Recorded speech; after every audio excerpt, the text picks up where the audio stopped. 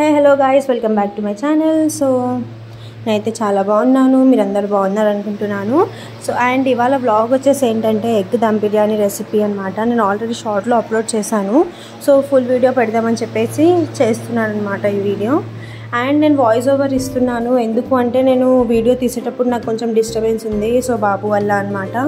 So బాబు ఆడుకోవడము, TV sound వల్ల నేను అక్కడ మాట్లాడలేకపోయాను. సో నేను వాయిస్ ఓవర్ ఇస్తున్నాను. అండ్ ఫస్ట్ నేనైతే ఇప్పుడు బిర్యానీ ప్రిపేర్ చేసేది జస్ట్ ఒక 3 మెంబర్స్కి అనమాట. 1/2 kg రైస్ అయితే తీసుకున్నాను. రైస్కి అయితే 2 to 3 times బాగా వాష్ చేసేసాను ముందుగా. అండ్ వాష్ చేసి నానబెట్టేసాను కూడా 1/2 hour వరకు పక్కన పెట్టేసాను వాష్ చేసి. అండ్ ఇప్పుడు బిర్యానీకి కావాల్సిన ఐటమ్స్ చూసేద్దాము.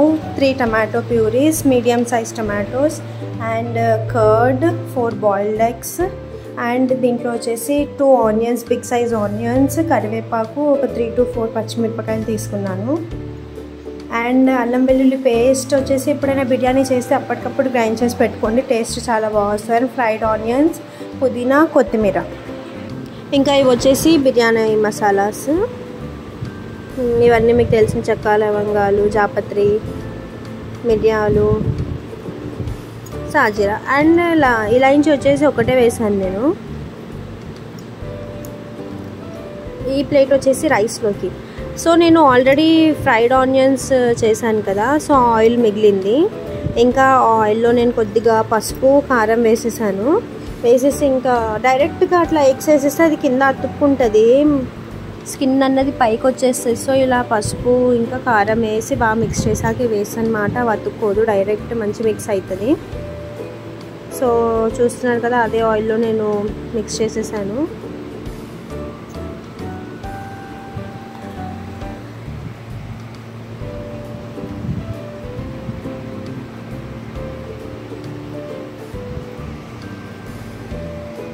సో ఇంకా ఎగ్స్ అయితే మంచిగా ఫ్రై అయిపోయింది. సో సపరేట్గా అయితే తీసేసాను.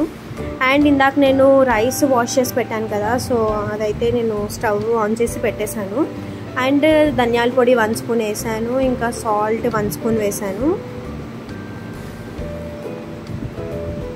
ఇంకా నేను ఇందాక ప్లేట్లో చూపించాను కదా బిర్యానీ మసాలా, అదైతే వేసేసాను.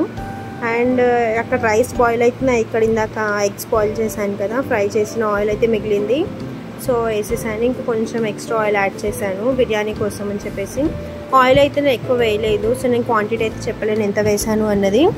అండ్ మీరు చూసుకొని వేసుకోండి. మీరు ఆయిల్ ఎక్కువ తినేవాళ్ళు ఉంటే ఎక్కువ వేసుకోవచ్చు, తక్కువ తినేవాళ్ళు ఉంటే తక్కువ వేసుకోవచ్చు. సో ఇంట్లో బిర్యానీ చేసినప్పుడు అయితే ఆయిల్ తక్కువ వేసుకుంటేనే బాగుంటుంది, టేస్ట్ కూడా బాగుంటుంది. అండ్ ఆయిల్ అయితే హీట్ అయిపోయింది. సో నేను బిర్యానీ మసాలాస్ అన్నీ వేసేసాను దాంట్లో. నెక్స్ట్ ఇవి ఫ్రై అయిపోయింది. నెక్స్ట్ వచ్చేసి ఆనియన్, కరివేపాకు, పచ్చిమిరపకాయ అయితే యాడ్ చేసేసాను.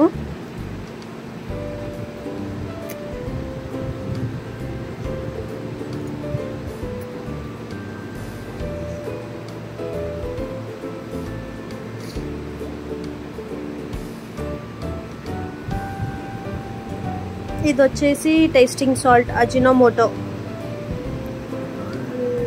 నేను బయట నుంచి కొన్నాను, 5 రూపీస్ ప్యాకెట్. సో దాంతోపాటు కొంచెం కలర్ కూడా వచ్చింది, అది కూడా యాడ్ చేసేసాను.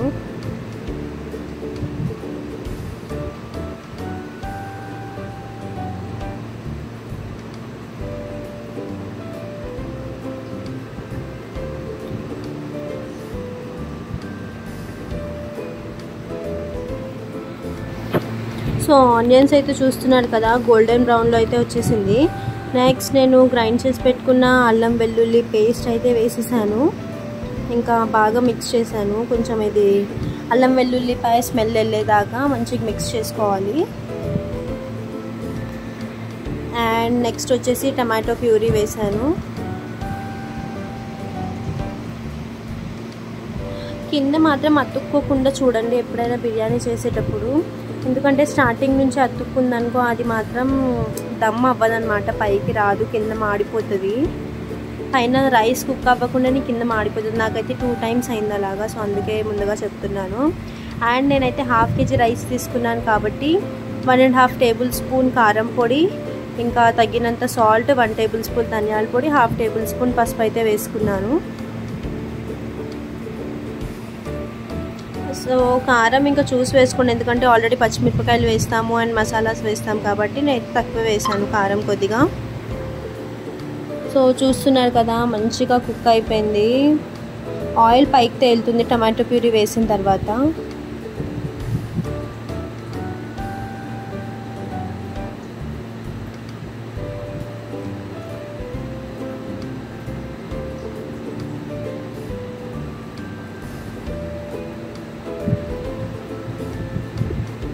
అండ్ ఇప్పుడు నెక్స్ట్ వచ్చేసి ఆ స్పైసెస్ అన్నీ యాడ్ చేసుకోవాలి.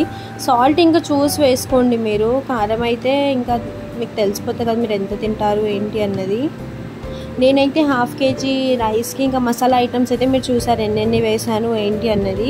అండ్ పచ్చిమిరపకాయ వచ్చేసి 3 to 4 వేసాను, కొంచెం ఘాటుగానే ఉంది. అండ్ కారం పొడి వచ్చేసి 1.5 tablespoon వేసాను. అండ్ ఫైనల్గా మాకైతే అంత స్పైసీ ఏం అనిపించలేదు, నార్మల్ న్యాచురల్గానే ఉంది. ఇంకా నేనైతే దానికి అలా వదిలేసాను అనమాట ఒక 5 minutes దాకా. ఇంకా ఇది వచ్చేసి పెరుగు బాగా గిలక కొట్టి వేసుకుంటేనే బాగుంటుంది. సో చూస్తున్నారు కదా ఇంట్లో తోడుపెట్టిన పెరుగు అనమాట, మీగడుగా ఉంది మొత్తం, కొంచెం పులిపెక్కింది. బిర్యానీ చేసేటప్పుడు పుల్లటి పెరుగు వేస్తేనే బాగుంటుంది, టేస్ట్ బాగా వస్తుంది. సో నేనైతే పెరుగు యాడ్ చేసేసాను.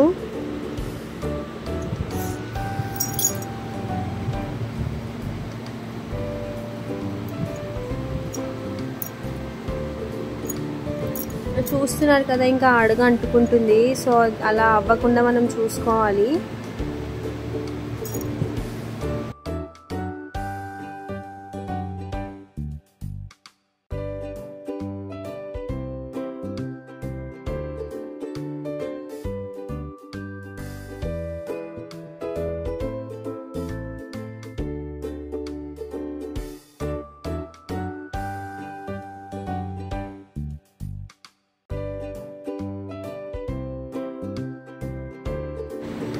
ఇంకా సో ఇంకోసారి అయితే నేను మిక్స్ చేసేసాను.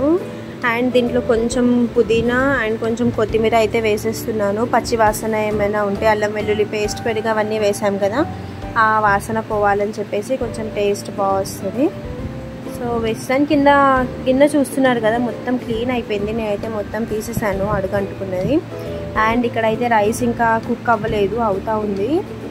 ఒక 50% అవుతే చాలు, 50 కంటే తక్కువ అయినా పర్లేదు, ఎక్కువ అవ్వద్దు ఎందుకంటే మనం దమ్ పెట్టుకున్నాం కాబట్టి. అండ్ నేనైతే మిడిల్లో ఒకసారి సాల్ట్ చెక్ చేశాను కొద్దిగా తీసుకొని, సో నాకైతే కొంచెం సాల్ట్ తక్కువ అనిపించింది. సో నేను మళ్ళీ సాల్ట్ యాడ్ చేసుకుంటున్నాను, ఎందుకంటే మనం బిర్యానీ రైస్ వేసాక సాల్ట్ యాడ్ చేసుకోలేము కాబట్టి రైస్ వేయకముందే ఇలా పెరుగు వేసిన తర్వాత మొత్తం మిక్స్ చేశాక ఆయిల్ పైకి తేలిన తర్వాత మనం టేస్ట్ చేసుకుంటే మనకు తెలిసిపోతుంది.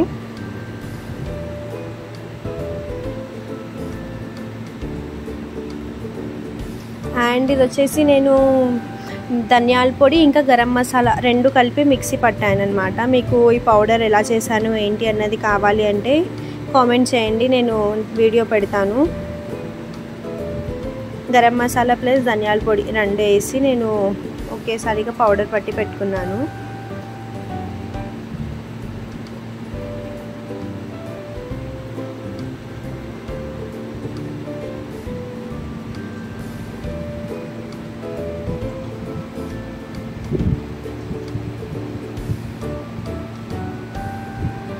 అండ్ ఇప్పుడు వచ్చేసి ఎగ్స్ అయితే వేసేసాను, ఫ్రైడ్ ఎగ్స్ వేసిన తర్వాత నేనైతే కరెక్ట్ సిమ్లో పెట్టేసాను అనమాట. ఒక 10 minutes వరకు వదిలేసాను అలానే మూత పెట్టేసి.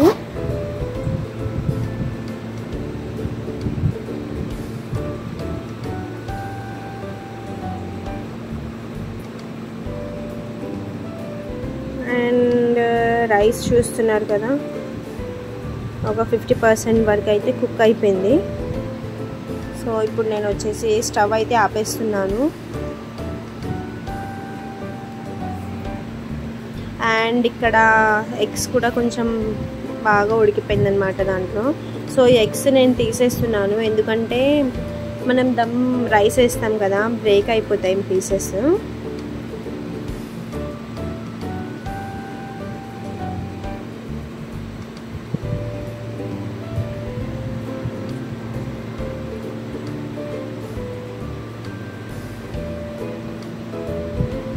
అండ్ నెక్స్ట్ ఇంకా ఇమీడియట్గా అయితే నేను రైస్ దాంట్లో ట్రాన్స్ఫర్ చేసేసాను, మొత్తం వేసేసాను అనమాట. వాటర్ లేకుండానే వేయాలి, అసలు వాటర్ ఎక్కువ దాంట్లో వెళ్ళకూడదు, ఎందుకంటే ఆల్రెడీ ఆ గ్రేవీ ఉంది కాబట్టి. అండ్ ఇది వచ్చేసి 50% ఆల్రెడీ కుక్ అయిపోయింది. సో ఇంకా గ్రేవీతో ఇంకా హీట్తోనే నీట్గా కుక్ అయిపోతుంది.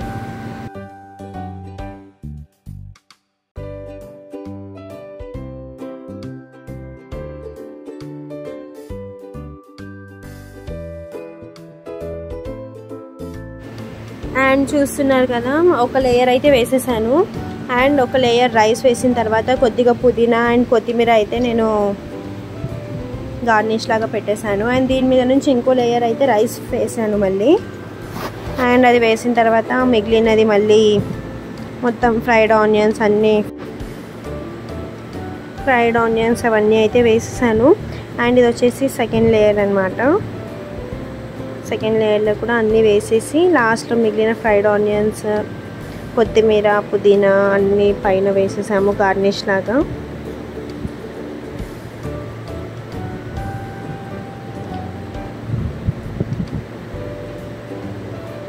వీడియో కొంచెం లెంతీగానే ఉండొచ్చు, స్కిప్ చేయకుండా చూడండి, ఎందుకంటే నేనైతే ఫస్ట్ టైం ఇలా ఫుల్ వీడియో చేసి పెట్టడము. అండ్ ఇందాక ఎగ్స్ అయితే తీసాను కదా కర్రీలో నుంచి, అండ్ ఆ ఎగ్స్ అయితే నేను ఇలా పైన వేసేసాను.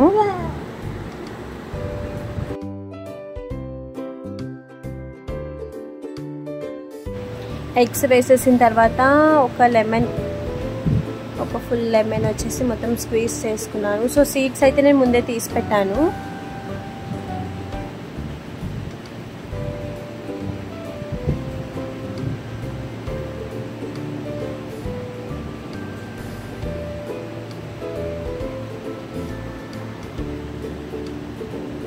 అండ్ ఈ వాటర్ వచ్చేసి ఎందుకు అంటే బిర్యానీ మీద హెవీ ఒకటి పెట్టాలి కదా, సో ఇదే పెడతానమాట. సో నేనైతే ఇంకా బిర్యానీలో మొత్తం వేసేసాను కంప్లీట్గా. అయితే నేను కలర్ ఇందాక కొంచెం వేసాను కదా అజినోమోటోతో పాటు, అదే ఇంకా నేను ఎక్స్ట్రా కలర్స్ ఏం యాడ్ చేయట్లేదు. అండ్ నెయ్యి అసలే వేయట్లేదు, ఎందుకంటే మా హస్బెండ్కి నెయ్యి ఉంటే తినరనమాట. సో మా హస్బెండ్ కోసం అని చెప్పి నెయ్యి నేను యాడ్ చేయలేదు దాంట్లో. అండ్ చూస్తున్నారు కదా, నేనైతే నీట్గా క్లోజ్ చేసేసాను టైట్, ఇంకా గాలి బయటికి వెళ్ళకుండా. ఒక 20 minutes తర్వాత బిర్యానీ అయితే రెడీ అయిపోయింది. ఇలా నేను 20 to 25 minutes అయితే సిమ్లోనే పెట్టాను. అండ్ ఇంకా మిడిల్ అయితే చూస్తున్నాను, మరీ అట్లా వదిలేయకండి,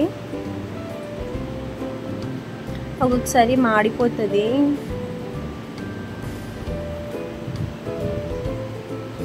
సో నా ఫైనల్ లుక్ అయితే ఇలా వచ్చింది బిర్యానీది. సో మీకు నచ్చితే కనుక లైక్ చేయండి, షేర్ చేయండి, కామెంట్ చేయండి. Thank you. అండ్ సబ్స్క్రైబ్ కూడా చేసుకోండి.